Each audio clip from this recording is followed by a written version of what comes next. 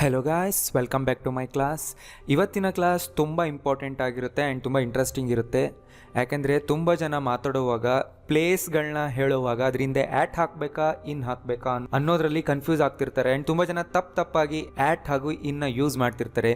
So ನಿಮಗೂ ಕೂಡ place ಹೇಳುವಾಗ ಆ್ಯಟ್ ಎಲ್ಲ ಹಾಕಬೇಕು ಇನ್ ಎಲ್ಲ ಹಾಕಬೇಕು ಅಂತ ಕನ್ಫ್ಯೂಷನ್ಸ್ ಇದ್ರೆ ಈ ವಿಡಿಯೋ ಎಂಡ್ವರೆಗೂ ನೋಡ್ತಾ ಇರಿ. ಯಾಕೆಂದರೆ ಇವತ್ತಿನ ಕ್ಲಾಸ್ನಲ್ಲಿ ನಾನು ಅದನ್ನೇ ಹೇಳ್ಕೊಡ್ತಾ ಇದ್ದೀನಿ.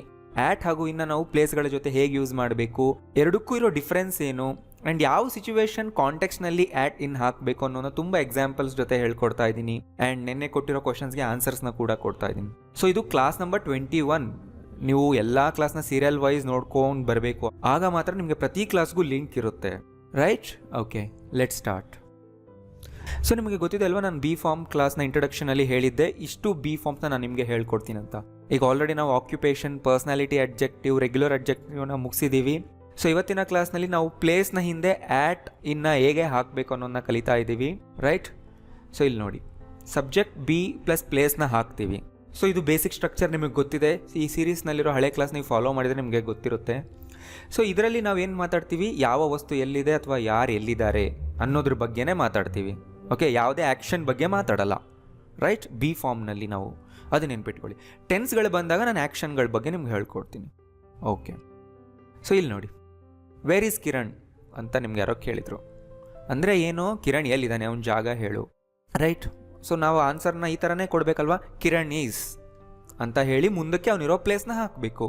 ಸೊ ಕಿರಣ್ ಈಸ್ ಅಂದ್ರೇನು, ಕಿರಣ್ ಇದ್ದಾನೆ. ಎಲ್ಲಿದ್ದಾನೆ? ಯಾವುದೋ ಒಂದು ಪ್ಲೇಸ್ನಲ್ಲಿ ಇರಬೇಕಲ್ವಾ. ಸೊ ಆ ಪ್ಲೇಸ್ ಏನಾದರೂ ಆಗಿರ್ಬೋದು, class, college, home, room, terrace. Right? ಎಲ್ಲೋ ಒಂದು ಕಡೆ ಇದ್ದಾನಲ್ವಾ. ಕಿರಣ್ ಇದ್ದಾನೆ ಈ ಜಾಗದಲ್ಲಿ. ಬಟ್ ನೀವು ಇಷ್ಟನ್ನೇ ಹೇಳಕ್ಕೆ ಬರಲ್ಲ. ಇವೆರಡರ ಮಧ್ಯದಲ್ಲಿ ನೀವೊಂದು ಪ್ರಿಪೋಸಿಷನ್ನ ಹಾಕಬೇಕು. ಸೊ ಅವೆರಡರ ಮಧ್ಯದಲ್ಲಿ ಪ್ರಿಪೋಸಿಷನ್ ಇದ್ದರೆ ಮಾತ್ರನೇ ಸೆಂಟೆನ್ಸ್ ಕಂಪ್ಲೀಟ್ ಆಗುತ್ತೆ, ಇಲ್ಲ ಅಂದರೆ ಕಂಪ್ಲೀಟ್ ಆಗಲ್ಲ. So be form plus place ಇಷ್ಟಿದ್ರೆ ಸಾಕಾಗಲ್ಲ. ಇದ್ರ ಹಿಂದೆ ಪ್ರಿಪೋಸಿಷನ್ ಇರಲೇಬೇಕು. ಆಮೇಲೆ ಪ್ಲೇಸ್ನ ನಾವು ಮೆನ್ಷನ್ ಮಾಡಬೇಕು. ಸೊ ಪ್ರಿಪೋಸಿಷನ್ ಅಂದರೆ ಏನು, ನಾನು ಡೀಪಾಗಿ ಹೋಗಲ್ಲ.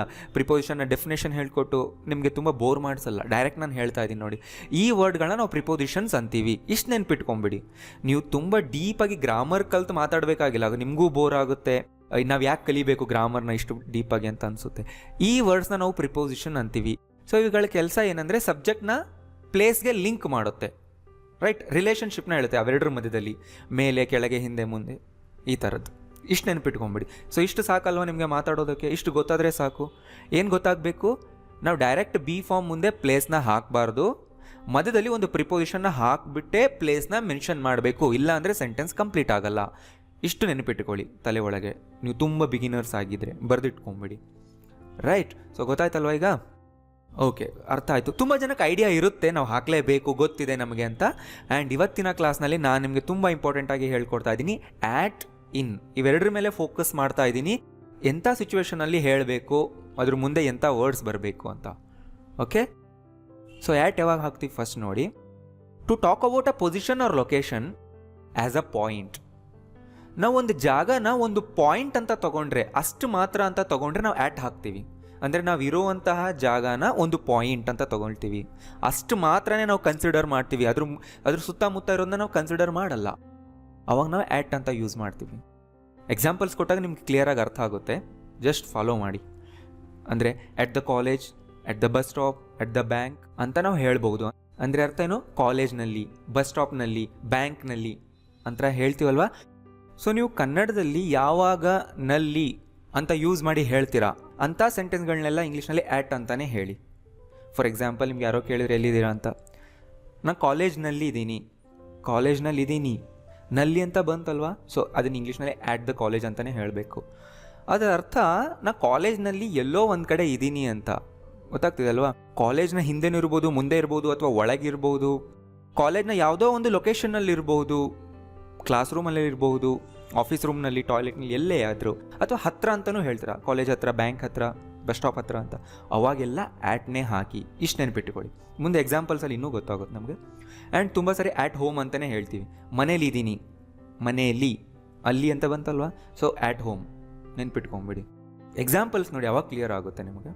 If we think a large place as a point, ಅಂದರೆ ನಾವು ತುಂಬ ದೊಡ್ಡ ಪ್ಲೇಸ್ ಆದರೂ ಕೂಡ ಅದನ್ನು ಪಾಯಿಂಟ್ ಅಂತ ಕನ್ಸಿಡರ್ ಮಾಡಿದರೆ, ಪಾಯಿಂಟ್ ಅಂದರೆ ಒಂದೊಂದು ಸ್ಪಾಟ್ ಅಂತ ನಾವು ಕನ್ಸಿಡರ್ ಮಾಡಿದ್ರೆ ಅಲ್ಲೂ ಕೂಡ ಆ್ಯಟ್ ಹಾಕ್ತೀವಿ. ಫಾರ್ ಎಕ್ಸಾಂಪಲ್, ಒಂದು ಜರ್ನಿನಲ್ಲಿ ಒಂದು ಸ್ಟೇಜ್ ಬರುತ್ತೆ, ನೀವು ಟ್ರೈನಲ್ಲಿ ಹೋಗ್ತಿರ್ತೀರ, ಪ್ರತಿಯೊಂದು ಸ್ಟಾಪ್ಗೂ ನೀವು ಆ್ಯಟ್ ಅಂತ ಹೇಳ್ಬೋದು.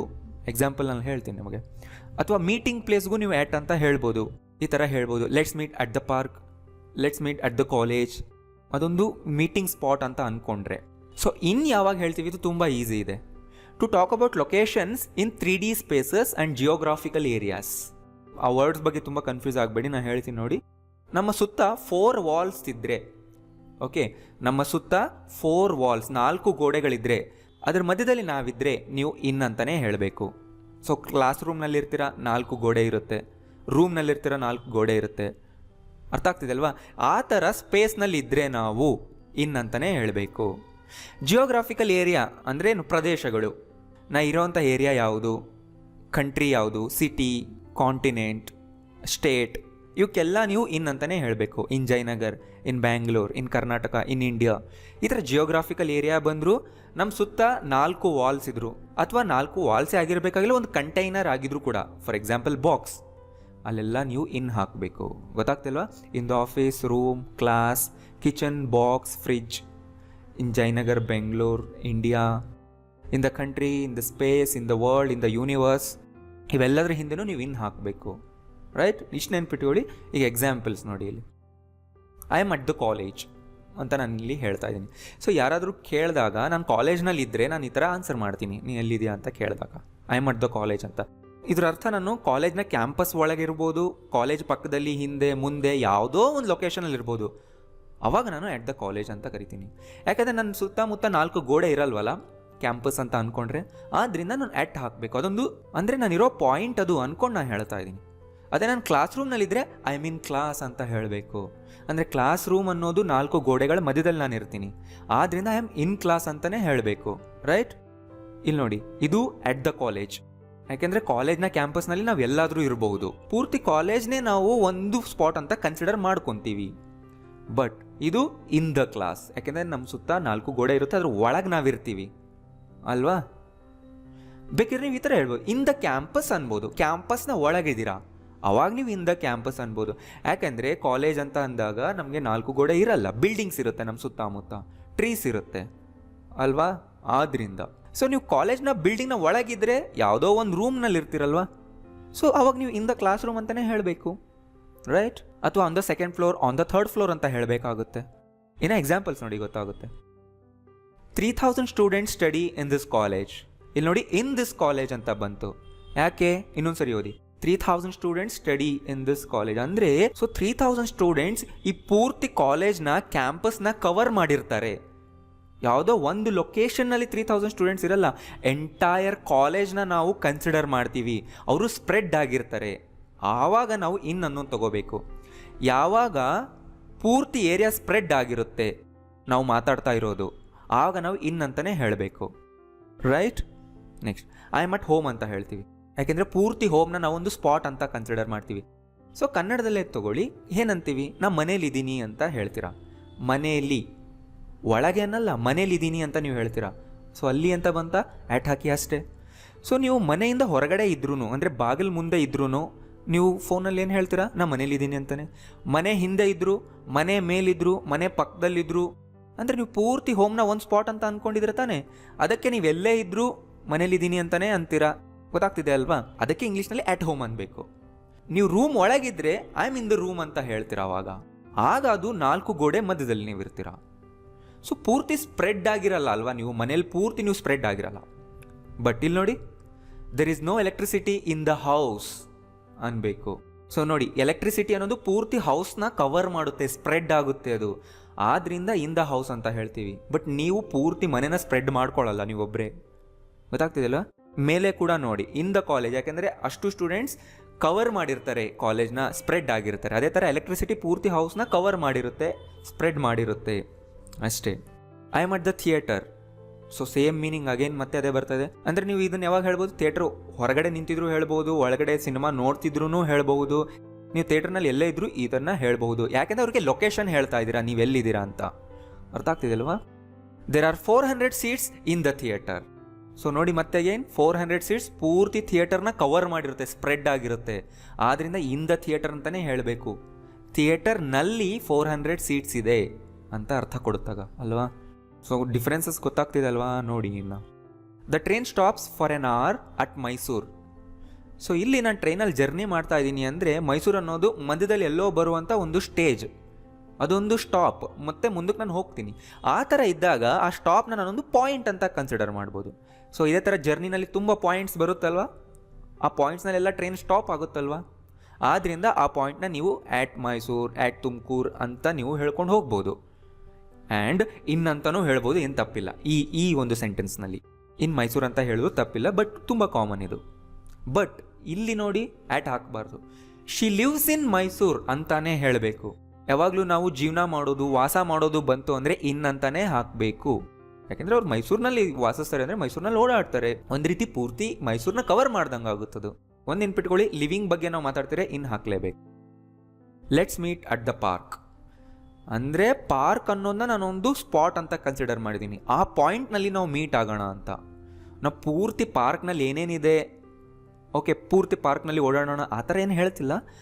ಪಾರ್ಕ್ ಅನ್ನೋದು ನಮ್ಮ ಮೀಟಿಂಗ್ ಸ್ಪಾಟ್, ಅಲ್ಲಿ ಮೀಟ್ ಆಗೋಣ ಅಂತ ನಾನು ಹೇಳ್ತಾ ಇದ್ದೆ. ಆದ್ದರಿಂದ ಎಟ್ ದ ಪಾರ್ಕ್. ಬಟ್ ಇಲ್ಲಿ ನೋಡಿ, there are many trees in the park. So ಟ್ರೀಗಳು ಪೂರ್ತಿ ಪಾರ್ಕ್ನ ಕವರ್ ಮಾಡ್ಕೊಂಡಿದ್ದಾವೆ ಅಲ್ವಾ, ಸೇಮ್ ಮೀನಿಂಗ್. ಆದ್ದರಿಂದ in the park. I am at the bank. So ಇದರರ್ಥ ನಾನು ಬ್ಯಾಂಕ್ ಹತ್ರ ಇದ್ದೀನಿ. ಸೊ ನೀವು ಯಾವಾಗ ಮಾತಾಡುವಾಗ ನಾನು ಅದರ ಹತ್ರ ಇದ್ದೀನಿ, ಇದರ ಹತ್ರ ಇದ್ದೀನಿ, ಅಲ್ಲೆಲ್ಲ ಆ್ಯಟ್ ಯೂಸ್ ಮಾಡಿ. ಓಕೆ, ಬ್ಯಾಂಕ್ ಹತ್ರ ಇದ್ದೀನಿ ಅಂದರೆ ನಾನು ಬ್ಯಾಂಕ್ನ ಪಕ್ಕ, ಹಿಂದೆ, ಮುಂದೆ ಎಲ್ಲೋ ಒಂದು ಕಡೆ ಇದ್ದೀನಿ ಅಂತ ಅರ್ಥ. But he works in a bank ಅನ್ಬೇಕು. ಯಾಕಂದರೆ ನಾನು ಬ್ಯಾಂಕ್ನಲ್ಲಿ ಕೆಲಸ ಮಾಡ್ತಿರ್ತಾನೆ ಅಂದರೆ ಬ್ಯಾಂಕ್ಗೆ ಸೇರಿರ್ತಾನೆ, ಆದ್ದರಿಂದ ಇನ್ ಅ ಬ್ಯಾಂಕ್. ಅವ್ನು ಯಾವುದೋ ಒಂದು ಬ್ಯಾಂಕ್ನಲ್ಲಿ ಕೆಲಸ ಮಾಡ್ತಿದ್ದಾನೆ ಅಂತ ಅರ್ಥ. ಇಲ್ಲಿ ಎ ಯಾವಾಗ ಹಾಕಬೇಕು, ದ ಯಾವಾಗ ಹಾಕಬೇಕು, ಆ್ಯನ್ ನಾನು ಆಲ್ರೆಡಿ ವಿಡಿಯೋ ಮಾಡಿದ್ದೀನಿ. ಎ ಆ್ಯನ್ ದ ಮೇಲೆ ನೀವು ಹೋಗಿ ನೋಡಿ. ಅದು ನೋಡಿದರೆ ಇಲ್ಲಿ ನಿಮ್ಗೆ ಆ ಕನ್ಫ್ಯೂಷನ್ಸೇ ಬರಲ್ಲ. ಡೈರೆಕ್ಟ್ ಇವತ್ತು ಹೇಳ್ತಿರೋ ಪಾಯಿಂಟ್ ನಿಮ್ಗೆ ಅರ್ಥ ಆಗುತ್ತೆ, right. He works at Wipro. But ಇಲ್ಲಿ ಯಾಕೆ ಈ ಥರ ಬಂತು, ಹಿ ವರ್ಕ್ಸ್ ಆ್ಯಟ್ ವಿಪ್ರೋ ಅಂತ? ಸೊ ಯಾವಾಗಲಾದರೂ ಕಂಪ್ನಿ ಹೆಸರು ಪ್ರಾಪರ್ ನೇಮ್ ಆಗಿದ್ದರೆ ಅಥವಾ ಪ್ರಾಪರ್ ನೌನ್ ಆಗಿದ್ದರೆ ನಾವು ಅದರಿಂದ ಆ್ಯಟ್ ಹಾಕ್ತೀವಿ. ಹಿ works at Wipro, he works at Infosys, at Intel. So company ಹೆಸರು ಪ್ರಾಪರ್ ಒಂದು ನೇಮ್ ಆಗಿದ್ದರೆ ಅದ್ರ ಹಿಂದೆ ಆ್ಯಟ್ ಹಾಕ್ತೀವಿ. ಗೊತ್ತಾಗ್ತಿಲ್ಲ, ಕಂಪ್ನಿ ನೇಮೇ ಆಗಿರಬೇಕಾಗಿಲ್ಲ, ಯಾವುದೇ ಬಿಲ್ಡಿಂಗ್ ಅಥವಾ ಯಾವುದೇ ಕಂಪ್ನಿ, ಸ್ಕೂಲ್, ಕಾಲೇಜ್ ಒಂದು ಪ್ರಾಪರ್ ಹೆಸರಿದ್ದರೆ ಅದಕ್ಕೆ, ಅದನ್ನು ಅದೇ ಹೆಸರಿಂದನೇ ಕರೀತಿದ್ರೆ ಅದ್ರ ಹಿಂದೆ ನಾವು ಆ್ಯಟ್ ಹಾಕ್ಬೋದು ಈ ಥರ. But he works in a big company, ಇಲ್ಲಿ ಪ್ರಾಪರ್ ನೇಮ್ ಇಲ್ಲ, ಅವನೊಂದು ದೊಡ್ಡ ಕಂಪ್ನಿನಲ್ಲಿ ಕೆಲಸ ಮಾಡ್ತಿದ್ದಾನೆ ಅಂತ ಮೀನಿಂಗ್ ಕೊಡುತ್ತಿಲ್ಲಿ, right. She works at Sharada school. So again ನೋಡಿ, ಶಾರದಾ ಸ್ಕೂಲ್ ಅನ್ನೋದು ಒಂದು ಪ್ರಾಪರ್ ಹೆಸರು ಬಂತಿಲ್ಲಿ ಅಲ್ವಾ, ಪ್ರಾಪರ್ ನೌನ್ ಬಂತು, ಆದ್ದರಿಂದ ಆ್ಯಟ್ ಹಾಕಬೇಕು. But she works in a private school ಅಂತ ಹೇಳ್ತೀವಿ. ಗೊತ್ತಾಗ್ತಿಲ್ಲ, ಇಲ್ಲಿ ಒಂದು ಪ್ರಾಪರ್ ಹೆಸರು ಬಂದಿಲ್ಲ. Let's eat at the fish house. ಇಲ್ಲಿ ಫಿಶ್ ಹೌಸ್ ಅನ್ನೋದು ಅದರ ಹೆಸರು, ಆ ಹೋಟೆಲ್ನ ಹೆಸರು, ರೈಟ್. ಸೊ ಅಗೇನ್ ನಾನು ಹೇಳಿದ್ನಲ್ಲ, ಒಂದು ಪ್ರಾಪರ್ ಹೆಸರು ಬಂತು ಬಿಲ್ಡಿಂಗಿಗೆ, ಆ್ಯಟ್ ಅಂತ ಹಾಕಿ. ಆ್ಯಂಡ್ ಇನ್ನಷ್ಟು ಎಕ್ಸಾಂಪಲ್ಸ್ ನೋಡಿ. There is a boy at the corner. So corner ಅನ್ನೋದೊಂದು ಪಾಯಿಂಟ್ ಆಯ್ತಲ್ವಾ. He is not in his office. Office ಅನ್ನೋದು ಅಗೇನ್ 4 ವಾಲ್ಸ್ ಬಂತು, 4 ಗೋಡೆ ಮಧ್ಯದಲ್ಲಿ, ಅವನಿಲ್ಲ. It's very hot at the centre of the earth. At the centre ಅನ್ನೋದು again ಒಂದು point ಆಯಿತು. We are living in this world. So in this world ಅಂದರೆ ಒಂದು ಸ್ಪೇಸ್ ಆಯಿತು, 3D space. I am waiting at the traffic lights. ಅಂದರೆ traffic lights ಅನ್ನೋದು ಒಂದು location, ಆ ಪಾಯಿಂಟ್ ಅಲ್ವಾ, ನಾ ಅದರ ಹತ್ರ ವೆಯ್ಟ್ ಮಾಡ್ತಾ ಇದ್ದೀನಿ, ಅದಕ್ಕೆ ಆ್ಯಟ್ ಬಂತು. He is at this address. ಹಾಂ, ಇಲ್ಲಿ ನೋಡಿ ಇದೇ ಥರನೇ ಯೂಸ್ ಮಾಡಬೇಕು. ಅವನು ಈ ಅಡ್ರೆಸ್ನಲ್ಲಿ ಇದ್ದಾನೆ ಅಂತ ನೀವು ಒಬ್ರಿಗೆ ಹೇಳಬೇಕಾಗುತ್ತೆ. ಆವಾಗ ಇನ್ನಲ್ಲ ಆ್ಯಟ್ ಅಂತಾನೇ ಹಾಕಬೇಕು. ಅಡ್ರೆಸ್ ಅನ್ನೋ ವರ್ಡಿಂದ ಆ್ಯಟೇ ಬರುತ್ತೆ, ಇದು fix. Are you still at the same address ಅಂತ ಕೇಳ್ಬೋದು ನೀವು, ಬಟ್ ಈ ಥರ ಹೇಳಬೇಕಾಗುತ್ತೆ. He lives in Jayanagar in Bangalore. Okay, again ಒಂದು ಏರಿಯಾ ಬಂತು, ಜಿಯೋಗ್ರಾಫಿಕಲ್ ಏರಿಯಾ ಅಲ್ವಾ, ಅದರಿಂದ ಇನ್ ಹಾಕಬೇಕು. ಅಗೈನ್ ಲಿವ್ಸ್ ಬರ್ತಾ ಇದೆ ಅಂದರೆ ನೀವು ಇನ್ ಹಾಕಲೇಬೇಕು. He lives in Jayanagar in Bangalore. So ಆ ಥರ ನೀವು ಎಷ್ಟು ಬೇಕಾದರೂ ವರ್ಡ್ಸ್ನ ಸೇರಿಸ್ಕೊಂಡು ಹೋಗಿ. ಬಟ್ ಇಲ್ಲಿ ನೋಡಿ, ಐ ಲಿವ್ ಆ್ಯಟ್ ಅಂತ ಬರ್ತಾ ಇದೆ, ಯಾಕಂದರೆ ನಾನು ಬಿಲ್ಡಿಂಗ್ ನಂಬರ್ ಹೇಳ್ತಾ ಇದ್ದೀನಿ. ಸೊ ನೀವು ಯಾವಾಗಲಾದರೂ ಇಂಥ ನಂಬರ್ ಬಿಲ್ಡಿಂಗ್ನಲ್ಲಿ, ಹೌಸ್ನಲ್ಲಿ ನಾನು ಇದ್ದೀನಿ ಅಂತ ಹೇಳ್ತಾ ಇದ್ದೀರಿ ಅಂದರೆ ಆ್ಯಟ್ ಅಂತಲೇ ಹಾಕಬೇಕು. ಐ ಲೀವ್ ಆ್ಯಟ್ ಮುಂದೆ ಬಿಲ್ಡಿಂಗ್ ನಂಬರೇ ಬರಬೇಕು, ಮತ್ತೇನೂ ಬರಬಾರ್ದು. ಐ ಲೀವ್ ಅಟ್ 88 ಮುಂದೆ ಏನಿದೆ ಅಡ್ರೆಸ್ ಅದನ್ನು ಹೇಳಿಬಿಡಿ. ಗೊತ್ತಾಗ್ತದಲ್ವಾ? ಐ ಲಿವ್ ಅಟ್ ಅಂತ ಯಾವಾಗ ಹೇಳ್ತಿದ್ದೀವೋ ಅವಾಗ ಮುಂದೆ ನಂಬರ್ ಬರಲೇಬೇಕು. ಬಿಲ್ಡಿಂಗ್ ನಂಬರ್ ಆಗಿರಲೇಬೇಕು. ಡೋರ್ ನಂಬರ್ ಅಂತಾರೆ, ಹೌಸ್ ನಂಬರ್ ಅಂತಾರೆ, ಅದೇ ಬರಬೇಕು. ಅವಾಗ ನೀವು ಐ ಲಿವ್ ಅಟ್ ಅಂತ ಹೇಳ್ತೀರಾ, ಅಂದರೆ ಇದು ಎಕ್ಸಾಕ್ಟ್ ಅಡ್ರೆಸ್. ಬಟ್ ಇಲ್ಲಿ ನೋಡಿ, ಹಿ lives in ಕಾರನ್ street.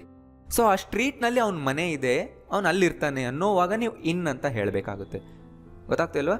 So in ಹಾಕಿ ಮುಂದೆ ಸ್ಟ್ರೀಟ್ ಹಾಕ್ಬೋದು ನಾವು. ಆ್ಯಂಡ್ ಇನ್ನು ತುಂಬ ಕಾಮನ್ ಆ್ಯಂಡ್ ಇಂಪಾರ್ಟೆಂಟ್ ಪ್ಲೇಸ್ಗಳಲ್ಲಿ ಆ್ಯಟ್ ಹಾಕಲೇಬೇಕು. ಯಾವಂದರೆ ಗ್ರೂಪ್ ಆ್ಯಕ್ಟಿವಿಟೀಸ್. ಅಂದರೆ ಅಲ್ಲಿ ಆ್ಯಕ್ಟಿವಿಟಿ, ಏನೋ ಒಂದು ಆ್ಯಕ್ಟಿವಿಟಿ ನಡೀತಾ ಇರುತ್ತೆ, ತುಂಬ ಜನ ಅದರಲ್ಲಿ ಇನ್ವಾಲ್ವ್ ಆಗಿರ್ತಾರೆ. ಯಾವುದದು? At A party, at a meeting, at a match, at a wedding, at a lecture.